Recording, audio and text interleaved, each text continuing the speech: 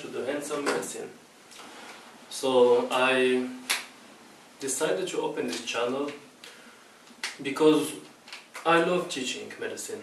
I love medicine like in general. I just graduated after 6 years of studying, and yeah, I always like to pass my knowledge to everybody. Like when I understand something, I like to explain it. I like people to understand with me. And all the way through my study, so I was kind of like this, but I couldn't reach too much people. So I wanted to reach more people. I've seen on YouTube a lot of guys explaining, a lot of different lectures, classes.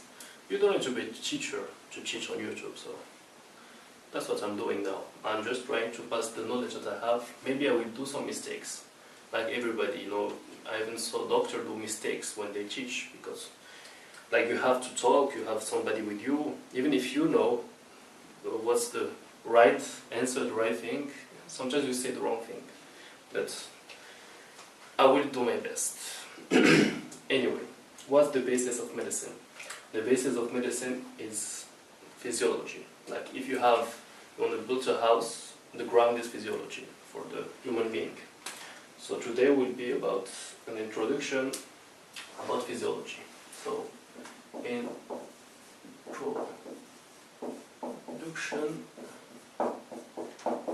and yes, my handwriting is awful, so just bear with me. I will do my best. And my drawings are even worse, but just listen to me when I speak.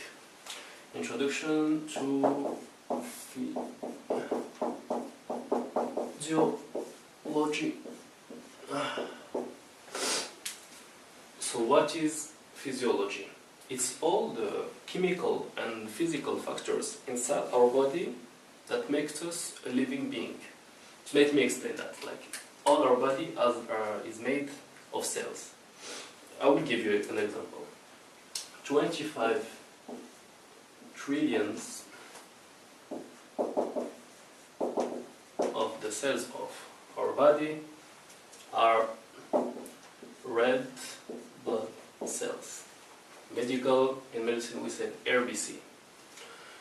And it makes like 1/4 of all the cells in the body. 25 trillions. So if it's 1/4, there is like 75 trillions more, obviously, no? So from those 75 trillion cells, we have like differentiated cells. We have like hepatocytes, we have the cells of the mucosa of the GI tract, gastrointestinal tract. We have the cells that is lining our respiratory tract, like all the epithelial cells, for example, or the mucosal cells, or all these melanocytes, macrophages, like the bone marrow, it's full of cells. The bones, everything is made of cells, and they're all differentiated. This differentiation, let me explain something that I didn't know when I started to study, and it was amazed me. It's that like a cell, that's a cell. It has like what we call a plasma membrane. Yes, I don't write everything. And a nucleus with the nuclear membrane. Nuclear membrane. Inside the nuclear membrane we have like DNA. It depends on the phase of the life cycle of the cell. Like life cycle of the cell depends. The nerve cell, they have a life cycle of it's unlimited because they don't regenerate. That's what they say, don't regenerate. Even if there is differences like in peripheral nerves, they regenerate, but the central nerve, they don't regenerate because of the oligodendrocyte. They don't work the same way as Schwann cells. Anyway, that's details, and I will explain that another time. Here you have the DNA. Here you have the nucleolus. So I was asking myself, for example, when I started, what the hell is this nucleolus? Nucleolus, it does not have a membrane because it's represented like this, and you would think it has a membrane. It doesn't have a membrane. It just contains all the ribosomal RNA. is ribonucleic acid.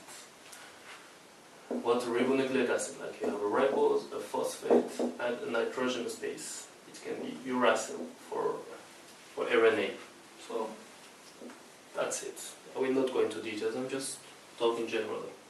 And this RNA with like 75 others proteins approximately, they go to the cytoplasm through pores here and they make ribosomes. Those ribosomes, they go on the ER here. ER is like endoplasmic reticulum, and you have the rugose one and the smooth one. And the rugose one, you have the ribosomes that makes proteins, and the proteins they go inside, they go to the Golgi apparatus, or they stay in the cytosol and they make enzymes, structural proteins like from the cytoskeleton, microtubules. All of this I will talk about it in another class. I'm just doing a general lecture now. So that's what a cell is about. But yeah, my first idea was this. In the cell you have like 23 pairs of chromosomes. One from the father, one from the mother. So you have 46 chromosomes. One maternal, one paternal. And you have to know that you have like 30,000 genes. You have 30,000 genes in all this chromosome. A gene is like a part of the DNA that makes, every gene can make like different proteins.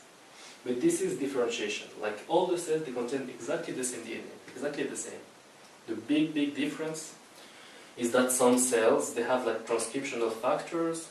I will talk about this in detail, but just in general, that allows it, like for the hepatocyte, that allows it to make some proteins. And if you go to the respiratory tract and you go to the cells there, it's not the same. They don't make the same proteins, but they could actually. That's why you have some tumors that activate some part of the DNA that shouldn't be activated in some part of the body, and you have like in the uterus some teratomas, and they make hair cells, for example. They shouldn't make hair cells, but all the cells are capable of doing that. That's the point. That's where I wanted to go. So yeah, I went a little far away from the introduction, went into some details, but that's the way I do it. I like to talk about everything. So now, let's go back. So, to what matters. So, I talk about the environment of the body. We have like the extracellular environment and the intracellular environment. And you have to know that 60% of our body is made of water. So the women, they have less than 60% of water because they have more fat cells.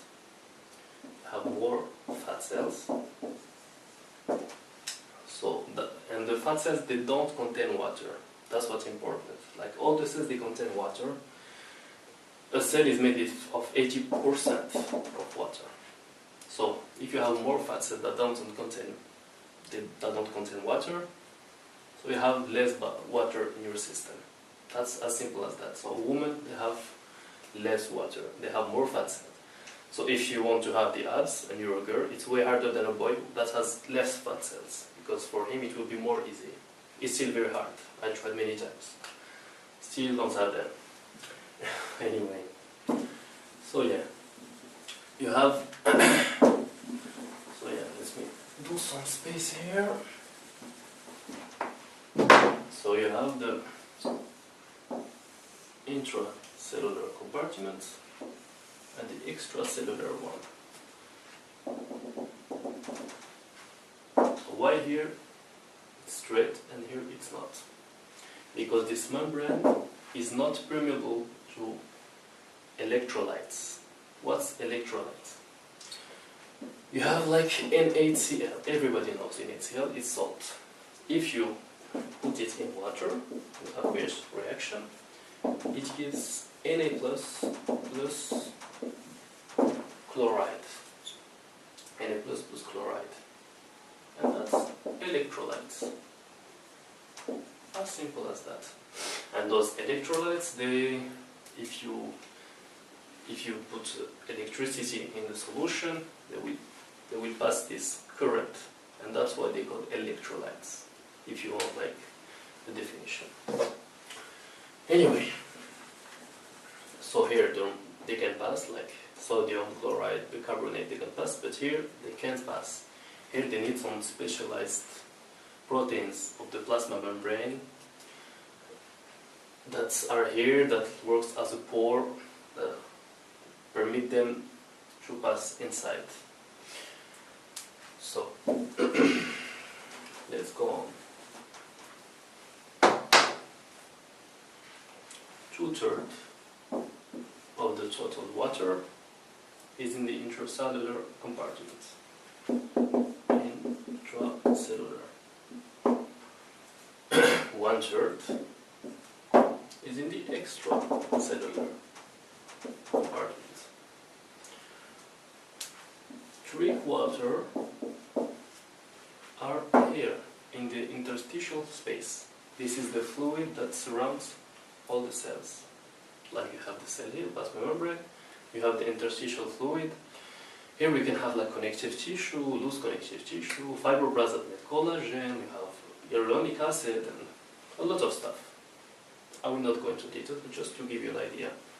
And here it's the blood. That's where you have the blood. As simple as that. What's blood? Let's go. I will explain what's blood. Maybe here. So if you take blood like this, it will, in a tube, it will go like this. That's blood when you take it. But you need to centrifuge it. And when you centrifuge it in a special machine, you get something else. Here. You get this layer. You get, this layer and this layer.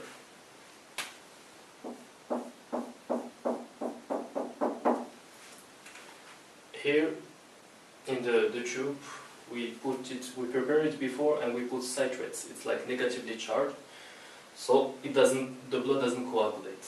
So that's a detail you should know. Anyway, let's go on. Here you have this red part, this green part, it's even smaller than that. I just want to show it. And you have this blue part. What's this blue part all about?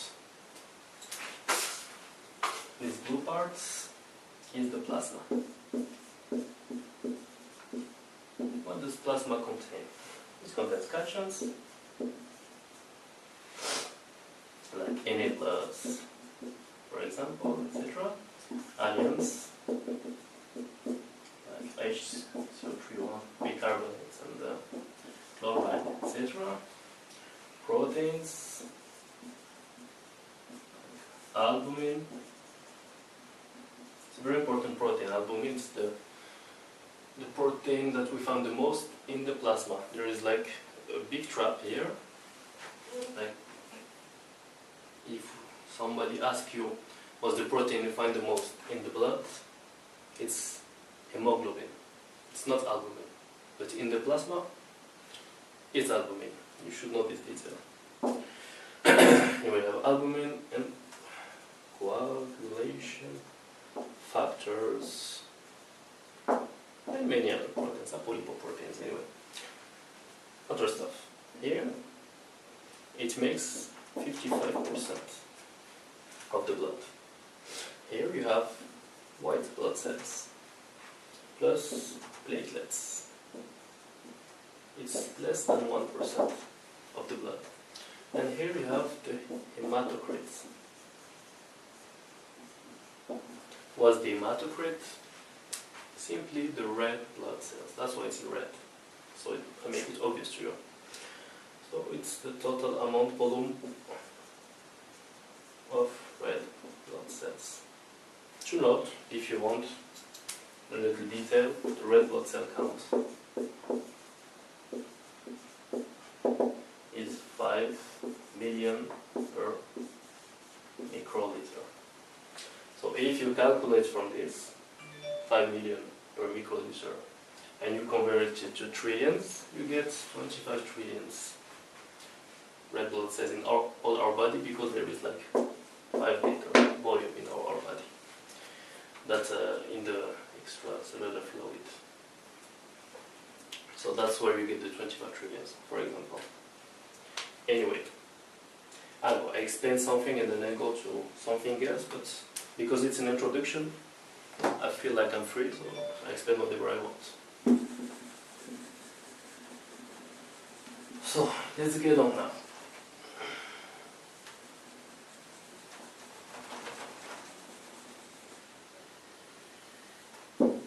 So for this graph, I will do a lecture just about that, because osmolarity, tonicity, osmolality, membrane, semi-permeable membrane, no small cells, osmotic pressure. Anyway, so much words, not complicated, but I will not talk about it now.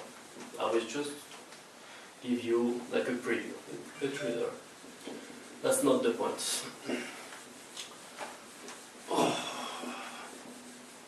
So what's the keyword in our body? The keyword is homeostasis. Homeostasis, it's a different mechanism in our body that permits us to have an equilibrated condition in this extracellular environment. Let me tell you something about the extracellular environment. It's called in French le milieu intérieur. Milieu intérieur. And it was first discovered by a French physiologist. His name is Claude Bernard. Claude Bernard. Just thought I would just tell you this. You can remember it or not. It doesn't matter, but yeah. So what is this homeostasis? Like, equilibrate what? You've heard, for example, if you have somebody that is diabetic, doesn't have insulin, and have too much glucose in his blood. Too much glucose in the blood, why is bad? For example, if you have too much glucose in the blood, it gets on the way of the white blood cells. For example, if you have an infection, white blood cells, they have to go through. But you have big glucose, like the molecular weight of glucose is like 180. So you have they're big. So you have big glucose molecules that gets on the way of those white blood cells. And the infection, it can spread. For example, you have in the axons of the nerves, you have like those microtubules. And when there is too much glucose around those cells, it doesn't permit the transport of the influx. So you have these polyneuropathies, peripheral polyneuropathies. And for example, you don't have the feeling on the feet. And that's why you cut the feet, and you can have necrosis and a lot of other details too. Now, I'm not going into details, I just summarize it so you could understand. So it is said that the range of glucose is like approximately 100 milligram per deciliter, for example. The range for sodium is very important. That's what I told, osmosis, osmolarity, and all this stuff. That's sodium. That's all sodium, all chloride. But anyway, the osmolarly active particles that will draw water to them. I will do a lecture, but it's very complicated. Just to explain it in 2 minutes, it means like an hour approximately. Because I go a lot into the details to understand the whys. For me, the whys are the most important question you have to ask yourself in physiology. If you don't ask yourself why, you're not doing physiology. You're just learning and you will forget everything. Anyway, so you have this homeostasis. You have this 100 milligram. It has to be regulated. So it's regulated by insulin, glucagon, You saw that in biology. Details another time. You have this. Sodium, it's 100 microgram per deciliter. You have chloride, that's sodium, that's glucose. Oh my god, my writing is bad. Let me write it like better. Now, I'm not writing for myself, so it shouldn't make an effort. So, glucose, sodium, chloride, it's 104 milli equivalent per deciliter. Bicarbonate, it's 24 milli equivalent per deciliter. And blah blah blah blah blah. How I know these values? It's the rule of 4, like 4, 4, 4. That's how we remember them. That's simple as that.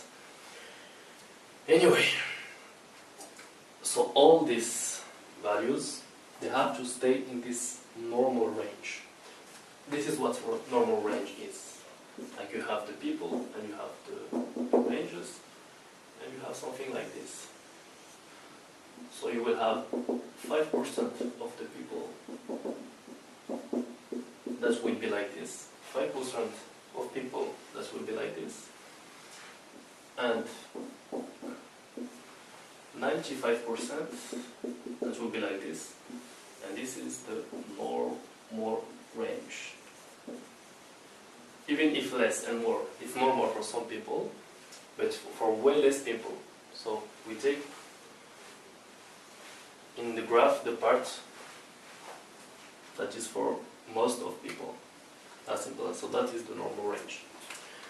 Anyway, so homeostasis help us keep everything normal, to keep our body in this normal range.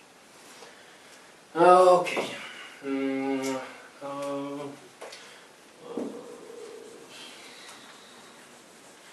what can I talk about now? Yes. So I will give you another example. Instead of glucose, I will give you blood pressure. Blood pressure, the short-term regulation for blood pressure is the aortic arch. Aortic arch. And the carotid sinus. Carotid sinus. Here I will draw the medulla. Here parasympathetic system, and here sympathetic system. You will get why I'm doing it. I'm back. My camera stopped, so yeah, didn't have luck. And fortunately, because I made some mistake, I'll have to correct them right now. For sodium, the value is 140 milli equivalent per liter. It's 140 millimole per liter because it's a monovalent cation. Anyway, I said deciliter, I was thinking about glucose. I'm sorry. Anyway, not such a big mistake, but I noted.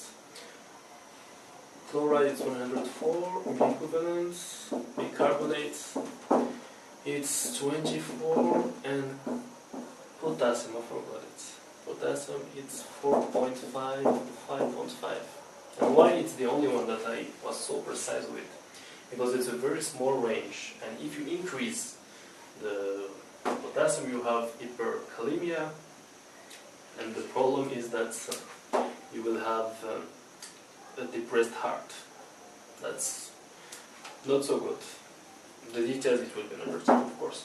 Hypokalemia, you will have an hyperpolarized state cell, so the nerve cell, the impulse will not go, the influx will not go, the current will not be created, and that's a big problem for the sensations and all that stuff. So that's this range. I did another mistake. I correct it right now too. This is the most obvious one that I made. In the blood, I say in the plasma.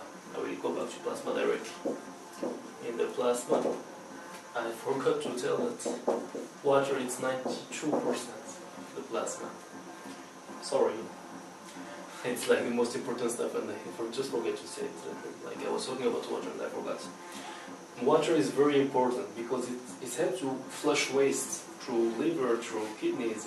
It helps to activate like some nutrients for the body in general, the electrolytes, because you saw the salt when you put it in water, they dissociate and give you the electrolytes. For example, it's a cushion for joints, etc. Protection for a brain, purification for the eyes. You use water for everything. Without water, you would just die because it just wouldn't work. So that's why water is so important. That you have issue 92%. I just said not that I'm there, forgot something else. You have onion, catechin onion, plus and protein. I said albumin and coagulation factor. And coagulate. I don't write it anyway. And if you take just this, minus the coagulation factors, that's serum. That's when you hear about serum. You have immunoglobulins too here. Immunoglobulins. That's for the immunity. Anyway, that's serum. That's enough. Now we'll come back to explain about blood pressure regulation. So I'll come back to that. So what I was saying, yes, it's if blood pressure, which in red, if blood pressure increase, like you will have this aortic arch is a vessel, so it will stretch. It will stretch. This efferents will be stimulated. An efferent nerve. What's an efferent nerve? It's the nerve that gives you sensations. For example, here it's like autonomous system, something else. An efferent, if I do like this and I felt something, it's the efferent nerve that brought it all the way from my hand to the spinal cord to my brain. And this is the sensation I felt. Just as a side note, the brain is not sensitized. Like you don't have sensitivity in your brain. That's why you can have open skull surgeries and you have the brain surgeries, the patient is wide awake because it doesn't feel pain. And it's a very complicated surgery. Like he has to touch some spaces, like it is a tumor or a section of the tumor, he has to take off some parts and he needs not to touch very important parts of the brain like that permits you to speak or to have sensation or to do a movement, because if there is a lesion there, you're gone. So it's good that it's not sensitized because you can do the surgery and still talk to the patient to see where you are in the brain exactly. So that was just a side note. Let's come back to this. So it's the blood pressure stretches these vessels. There's efferent here, and the medulla. It controls the vasomotor system there.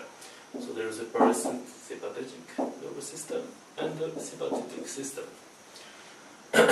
When this stretches, this stimulates the parasympathetic system and downregulates the sympathetic one. So you have the heart, like this, blah blah blah.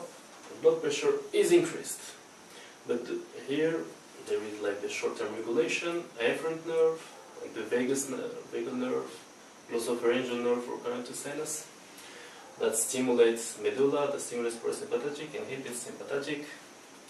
Here the resistance will drop, heart rate will drop, contractility will drop, and the parasympathetic will drop even more. So this heart rate, that's what it does.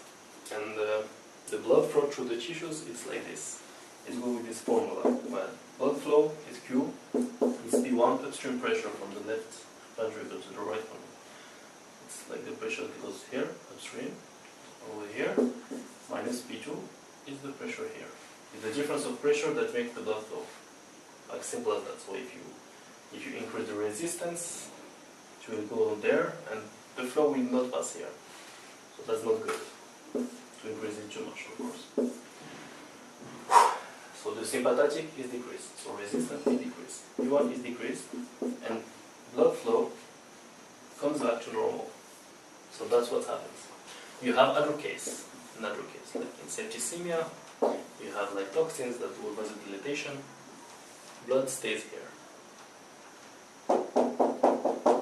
So it doesn't go to the tissue. So it's very bad. There is a hypotension, you can faint, for example, because the blood is here, doesn't go to your brain. The brain is very sensitive when there is not enough oxygen. and you just faint because you don't have enough blood. So the blood stays here. Here is the opposite. I do it in green. When blood pressure drops, you have it's negative, negative, negative, positive, so sympathetic here. So it's increase here, increase this. Even vasoconstriction, because there is like 60% of the volume of the blood is here in the veins, and it's unstressed volume. So when you do volume constriction, there is blood that is not in the system normally that comes back. So it takes the place of this blood here in a way. Okay, so that's how it works. The details it will be after. I'm just explaining. So resistance increase, P1 increase, and then the blood flow comes back to normal again. So that's the regulation. That's homeostasis. And we call this negative feedback. Why negative feedback? When negative feedback, the blood pressure increase, we decrease it. Blood pressure decrease, we increase it. Negative feedback. The feedback is the opposite. The effect is opposite. That's simple as that. If it was a positive feedback, it would be like the blood pressure here decreased. We decrease it even more. If it was positive feedback, we decrease it even more. The brain doesn't have oxygen, you just die. As simple as that. That's what happens in septicemia. Like you have like virulent gram-negative bacteria, for example, that have these ontotoxins, and they're very bad because you can't make antibodies against it, and it gives you this situation, and you can't exit it, and you're stuck here, and you just die. So that's how it works. So you have those negative feedbacks. Very important. What would be like a positive feedback? For example, that's what I said, that would be bad. Is there a good positive feedback? Yes. I will not draw it this one, we'll just talk about it. It's like the clotting factor. You have an hemorrhage. When you have hemorrhagia, there is blood that go out of the system that I draw. Like I said, there is 5 liters. 5 liters in the blood, in the vessels. So if you have hemorrhagia, the volume, it decreases. So you have to stop this. And you don't take your hand and you do like this, because if it's inside the internal bleeding, for example, I don't think you can go inside your guts. So what happens? There is those clotting factors. I talked about them, and I talked about serum. It's with those clotting factors. Well, they aggregate, they accumulate, they transform the insoluble fibrinogen into fibrin, and this fibrin, it comes and it traps them into the sheet, and this sheet blocks in the capillary, blocks this hole that was made. So this is a positive feedback, because the clotting factor activates another clotting factor that activates another, and you have this positive feedback. This was, I think, a good introduction about physiology. I talked about intracellular environment, the electrolytes. I can tell you one last thing to remember. We will use it after, but I will tell you now.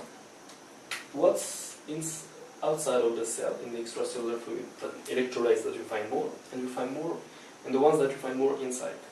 I have a very weird way of remembering that, but here we go. Chloe is bisexual outside. So you must think I'm a perv. I am, but that's not the subject of today. So here is chloride. Here is bicarbonate, sex or same, it's like sodium. Yeah, it's not the best, the sodium, everybody knows that there is more outside. And outside is extracellular. So in the extracellular environment there is more bicarbonate, more chloride, and more sodium. That's how I remember it. inside the cell, how you remember inside the cell? Just to remember the potassium, I think about a hippopotamus, because it looks like potassium. So I imagine like a hippopotamus. I will draw very badly, because I'm shit at drawing. That's how hippopotamus looks, like a dinosaur, but yeah, sorry. Like you imagine a hippopotamus swimming in the sea. The sea is very salty, no? So there's a lot of NH+ in the sea. And hippopotamus, potassium, no? So inside the cell there is potassium, and also there is sodium. Another way of remembering it.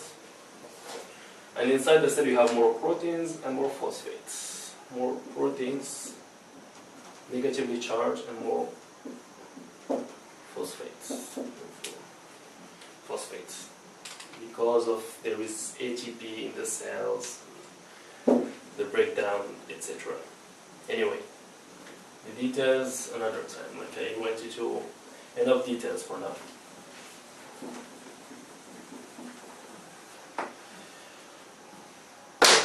I think I spoke about most of the things I wanted to speak about.